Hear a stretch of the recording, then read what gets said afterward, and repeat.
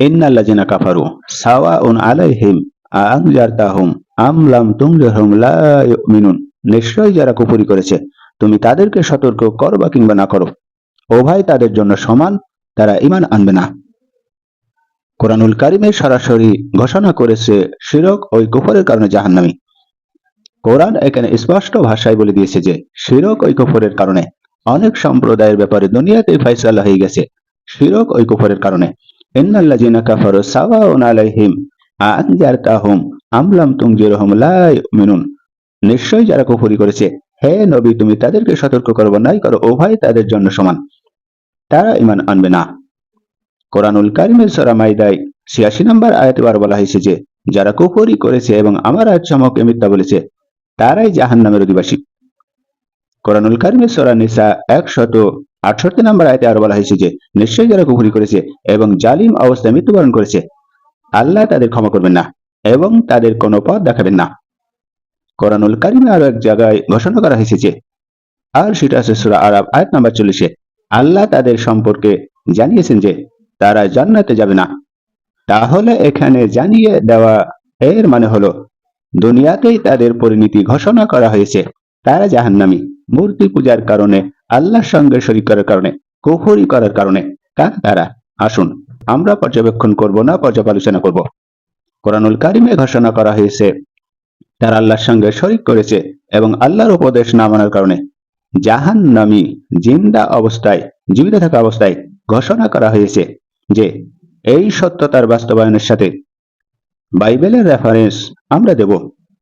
বাইবেলের রেফারেন্স দেব পুরাতন নিয়ম, সেখানেও বলা হয়েছে যে বাইবেলেও বলা হয়েছে অবিশ্বাস ও মূর্তি পূজার কারণে দুনিয়াতেই ফলাফল হওয়ার উদাহরণ দেওয়া হয়েছে। এখানে বাস্তবতা হলো যে মূর্তি পূজার কারণে শাস্তি নির্ধারিত হয়েছে। বাইবেলে বলা হয়েছে যাত্রা পুস্তক অধ্যায় ২০-তে মন্ত্র ৩-৫ বলা হয়েছে, তোমরা আমার সামনে অন্য দেবতার উপাসনা করবে না, কারণ আমি সদা প্রভু তোমাদের ঈশ্বর, আমি ঈশ্বর। যারা আমাকে ঘৃণা করে তাদের পিতাদের পাপের শাস্তি সন্তানদের ওপরে তৃতীয় ও চতুর্থ পুরুষ পর্যন্ত দিয়ে থাকি। তাহলে এখানে স্পষ্ট ঘোষণা করেছে যে মূর্তি পূজা করে বা শিরকের জন্য শাস্তির ধারাবাহিকতা নির্ধারিত ৪ পুরুষ পর্যন্ত। যারা মূর্তি পূজা করবে সেই ৪ পুরুষ, বাবা, পিতা এবং সন্তান ও তারপর সন্তান, এই ৪ পুরুষ এক মূর্তি পূজার কারণে বাইবেল অনুযায়ী যাত্রা পুস্তক অধ্যায় ২০ মন্ত্র ৩-৫ বলা হয়েছে যে তোমরা আমার সামনে অন্য দেবতার উপাসনা করবে না। এর কারণ হলো আমি সদা প্রভু তোমাদের ঈশ্বর, আমি একজন ঈশ্বর। যারা আমাকে ঘৃণা করে তাদের পিতাদের পাপের শাস্তি সন্তানদের ওপরে তৃতীয় ও চতুর্থ পুরুষ পর্যন্ত দিয়ে থাকি। তাহলে এখানে স্পষ্ট করা হলো মূর্তি পূজার কারণে ৪ পুরুষ জাহান্নামে যাবে, এই শিরকের শাস্তি হিসেবে এর ধারাবাহিকতা নির্ধারিত।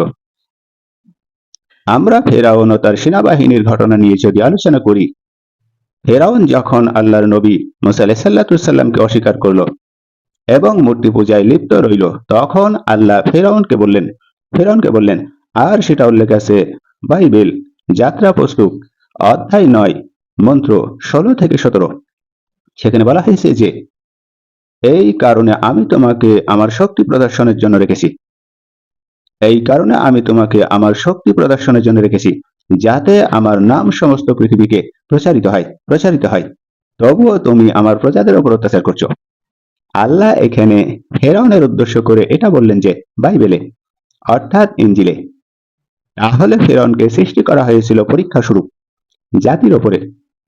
আজকের সেটা পরিষ্কার হলো, মনে করা হয়েছিল সেই পরীক্ষার জন্য। এখানে পরিষ্কার হয়েছে যে ফেরাউনকে ধ্বংস করা হয় বাইবেলে তার ব্যাপারে ভবিষ্যৎবাণী, তার পরিণতি দুনিয়াতে নির্ধারিত হয়ে যায়।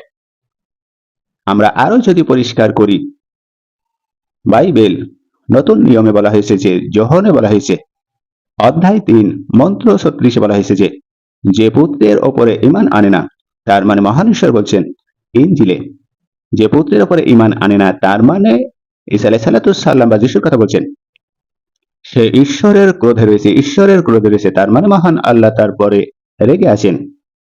যে যিশু ভাই সাল্লামের পরে ঈমান আনে না, তাহলে এখানে ক্রোধে রয়েছেন, আর এর মানে হলো দুনিয়াতে তার শাস্তির স্থির হয়ে যাওয়া।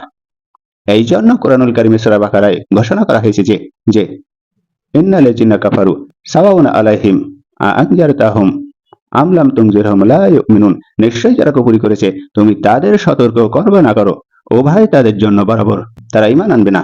বাইবেল এখানে একই কথা বলছে যোহন 3:36 যে পুত্রের ওপরে ঈমান আনে না ঈসা আলাইহিস সালামের পরে সে ঈশ্বরের ক্রোধে রয়েছে, ঈশ্বরের ক্রোধে রয়েছে। এখানে ক্রোধে রয়েছে এর মানে হলো দুনিয়ায় তার শাস্তি বৃষ্টি করা হয়েছে। কোরআন তা ঘোষণা করছে সূরা বাকারা আয়াত নম্বর 6। এখানে সূরা বাকারা 6 নম্বর আয়াত অনুযায়ী ভগবত গীতা থেকেও আমরা রেফারেন্স দেব ইনশাআল্লাহ। ভগবত গীতায় বলা হয়েছে যে গীতায় শ্রীকৃষ্ণ বলেছেন যারা অবিশ্বাসী ও অন্য দেবতার উপাসক তাদের পরিণতি স্থির। কেমন স্থির? গীতা অধ্যায় 9 শ্লোক 25 বলা হয়েছে যে যারা অন্য দেবতার উপাসনা করে তারা সেই দেবতার কাছে যায়, কিন্তু যারা আমার উপাসনা করে তারা আমার কাছে আসে। এখানে মহান ঈশ্বরের কথা হচ্ছে। এখানে অন্য দেবতার উপাসনাকে অন্তিম গন্তব্যের পার্থক্য হিসেবে দেওয়া হয়েছে। এখানে ভগবত গীতায় আরো একজন বলা হচ্ছে যদি দেখেন তাহলে বলা হয়েছে যে অধ্যায় 16 থেকে 20 বলা হয়েছে যে যারা ঈর্ষাকাতর, যারা ক্রুদ্ধ, যারা দাম্ভিক তাদের আমি বারবার অসুর জনিতে নিক্ষেপ করি, তারা অন্ধকারে নিপতিত হয়। তাহলে গীতায় অধ্যায় 19 থেকে 20 বলা হয়েছে যে গীতা অনুসরণ জনি বলতে স্থায়ী, গীতায় অশির জনি বলতে স্থায়ীকে বোঝানো হয়েছে স্থায়ী ভাবে অধপতনের কথা, যা ইসলামী পরিভাষায় জাহান্নামের অনুসরণের কথা বলা হয়েছে। কোরআনুল কারিমে যেটা বলা হয়েছে গীতায় সেটাই বলা হয়েছে। আল্লাহর সঙ্গে শরীক করলে, মূর্তি পূজা করলে তারা জাহান্নামে যাবে, নরকে যাবে। উপনিষদ থেকেও যদি আমরা রেফারেন্স দেই তাহলে উপনিষদে এক ঈশ্বরবাদের ধারণা থাকলেও মূর্তি পূজার কঠোর সমালোচনার কথা বলা হয়েছে। আমরা সাথে সাথে উপনিষদ যদি দেখি অধ্যায় 6 মন্ত্র 9 সেখানে বলা হয়েছে যে নাতাস্তে প্রতিমাস্তি, এর অর্থ হলো তার পরমাত্মার কোনো প্রতিমা নেই, তার মানে মহান ঈশ্বরের কোনো প্রতিমূর্তি নেই। যারা প্রাকৃতিক বা মূর্তি পূজা করে তারা অন্ধকার থাকে। তাহলে শ্রেতার সাথে উপনিষদ অধ্যায় 6 মন্ত্র 9 এখানে বলা হয়েছে যে যারা মূর্তি পূজা করে তারা অন্ধকারে থাকে। আমরা জানি অন্ধকার মানে রাত, যেখানে কোনো আলো থাকবে না, শুধু শাস্তি। এটা জাহান্নামের নরকের কথা বলা হয়েছে। আমরা আরো যদি রেফারেন্স দেই মণ্ডক উপনিষদ সেখানে খণ্ড 1 অধ্যায় 2 মন্ত্র 12 সেখানে বলা হয়েছে যে যারা মূঢ় তারা মূর্তি পূজায় লিপ্ত হয়ে নিজের আত্মাকে ভুলে যায়, তাদের শেষ গতি হবে ধ্বংস। তাহলে মণ্ডক উপনিষদ খণ্ড 1 অধ্যায় 2 মন্ত্র 12 বলা হয়েছে যে যারা মূঢ় তারা মূর্তি পূজায় লিপ্ত হয়ে নিজের আত্মাকে ভুলে যায়, তাদের শেষ গতি হবে ধ্বংস। তার মানে মৃত্যুর সাথে সাথে তাদের নরক স্থান হবে। এখানে ধ্বংস শব্দটি স্থায়ীভাবে শাস্তির ইঙ্গিত বহন করে, যা কোরআনুল কারিমে ঘোষণা করা হয়েছে। একই কথা ঘোষণা করছে মণ্ডক উপনিষদ খণ্ড 1 মন্ত্র 12।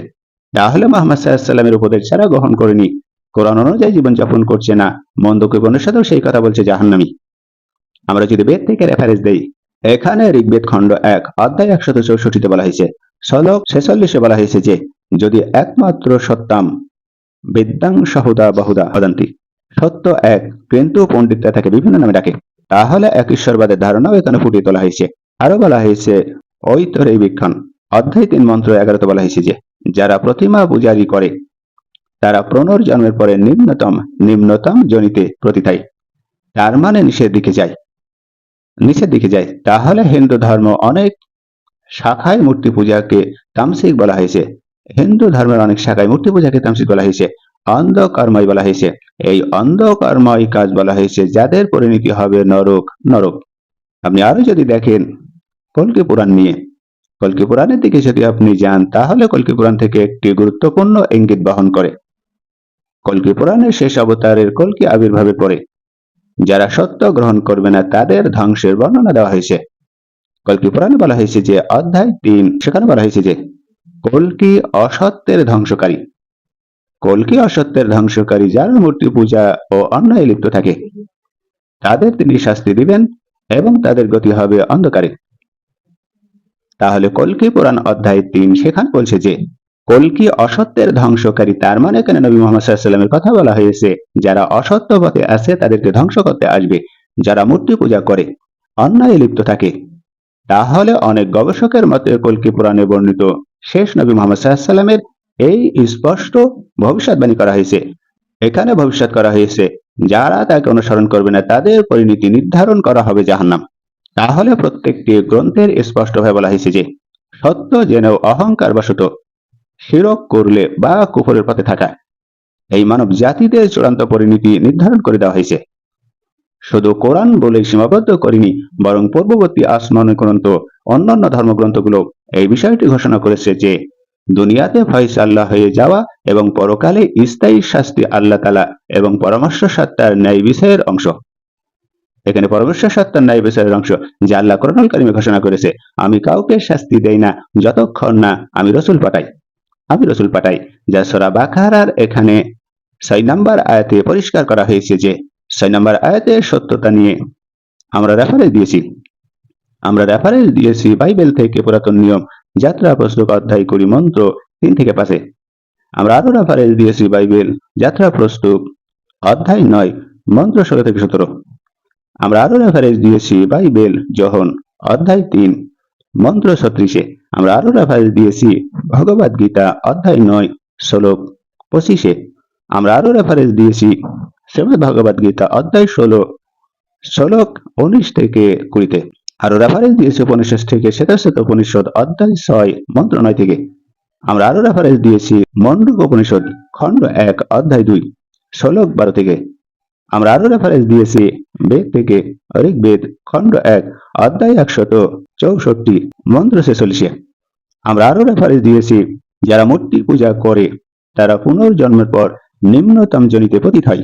আর এখানে পরিষ্কারভাবে বলা হয়েছে কল্কি পুরাণ অধ্যায় 3 কল্কি অসত্যের ধ্বংসকারী যা মুহাম্মাদের কথা বলা হয়েছে শেষ অবতার। যারা মূর্তি পূজা করবে অন্যায় লিপ্ত থাকবে মুহাম্মাদ এসে তাদেরকে ধ্বংস করবে। কোরআনুল কারীম সূরা বাকারার 6 নম্বর আয়াতের এই ব্যাপারে ঘোষণা করা হয়েছে যে ইন্নাল্লাযিনা কাফারু সাওয়াউন আলাইহিম আনজারতাহুম আম লাম তুনজিরহুম লা ইউমিনুন। যারা কুফরি করেছে তুমি তাদেরকে সতর্ক করো কিংবা না করো উভয় জন্য তাদের জন্য বরাবর, তারা ঈমান আনবে না। তাদের কাছে রাসূল এসেছিল, পৌঁছে দিয়েছিল এই বাণী এই আয়াত ইহুদি খ্রিস্টান এবং হিন্দুদের কাছে, কিন্তু তারা জেনে শুনে বুঝে শুনে অহংকার করেছে, এই কোরআনের প্রতি বিদ্রোহের পথ বেছে নিয়েছে। আর এখনো তো বাস্তবায়িত আছে, এখনো বিদ্রোহ করছে। তাদের পরিণতি হিসেবে দুনিয়াতেই ঘোষণা করা হয়েছে যা পূর্ববর্তী সকল ধর্মীয় গ্রন্থের ন্যায় বিচারের ধারণার সঙ্গে সঙ্গতিপূর্ণ। এখানে কোরআনুল কারীম শুধু সীমাবদ্ধ করেনি তারা জাহান্নামী নরকী। বাইবেল বলেছে, বেদ বলেছে, আর বলেছে গীতা উপনিষদ বলেছে, কট উপনিষদ বলেছে, মণ্ডক উপনিষদ বলেছে। যারা মহান আল্লাহর এই দেখানো পথগুলো নবী মুহাম্মাদের উপদেশগুলো গ্রহণ করবে না, সমস্ত ধর্মগ্রন্থ এখানে ভবিষ্যৎবাণী করা হয়েছে যে মুহাম্মদ নবী, তিনি আসবে, সত্যের ঝান্ডা স্থাপন করবে। তাকে যারা অনুসরণ করবে না তারা জাহান্নামে যাবে। আর তাদের মূর্তি পূজার কারণে আল্লাহর সঙ্গে শরীক করার কারণে তাদের 4 পুরুষ পর্যন্ত ধ্বংস হয়ে যাবে এবং তাদেরকে এই দুনিয়ায় জীবিত থাকতে ঘোষণা দেওয়া হয়েছে তারা জাহান্নামী। এই জন্য তাদেরকে উপদেশ দেওয়া আর না দেওয়া এটা সমান কথা। তাদের কাছে উপদেশ পৌঁছানো আর না পৌঁছানো সমান কথা, তারা ঈমান আনবে না। ইন্নাল্লাযিনা কাফারু সাওয়াউন আলাইহিম আনজারতাহুম আম লাম তুনজিরহুম লা ইউমিনুন। নিশ্চয়ই যারা কুফরি করেছে তুমি তাদেরকে সতর্ক করবা কিংবা না করো উভয় তাদের জন্য বরাবর, তারা ঈমান আনবে না। এই কথা শুধু কোরআন বলছে না, এই কথা বাইবেল বলছে, এই কথা ঋগ্বেদ বলছে, এই কথা শ্রীমদ্ ভগবদ গীতা বলছে, এই কথা মণ্ডক উপনিষদ বলছে, আরো বলছে মুহাম্মাদের অনুসরণ করতে কল্কি পুরাণ। যদি মুহাম্মাদের অনুসরণ না করা হয় তাহলে তাদেরকে জাহান্নামের ঘোষণা করা হলো, জীবিত থাকা অবস্থায় জাহান্নামের ঘোষণা করা হলো। এখন জাহান্নামে যদি কাউকে দেখতে চান জীবিত থাকা অবস্থায়, তাহলে কোরআন, বাইবেল, ঋগ্বেদ, যজুর্বেদ, শ্রীমদ্ ভগবদ গীতা সহ কল্কি পুরাণ ও মণ্ডক উপনিষদ বলছে যারা মূর্তি পূজা করছে তারা একমাত্র জাহান্নামী, তাদেরকে জীবিত থাকতে দেখে নাও জাহান্নামী কারা। একজন জাহান্নামীকে দুনিয়ায় জীবিত থাকা অবস্থায় দেখা একটা ভাগ্যের ব্যাপার। আল্লাহ আমাদেরকে সত্যের উপরে প্রতিষ্ঠিত থাকার মতন তৌফিক ইনায়াত দান করুন। সকলে বলুন আমিন। মুসলিমদেরকে সালাম ও হিন্দুদেরকে নমস্কার। ধন্যবাদ।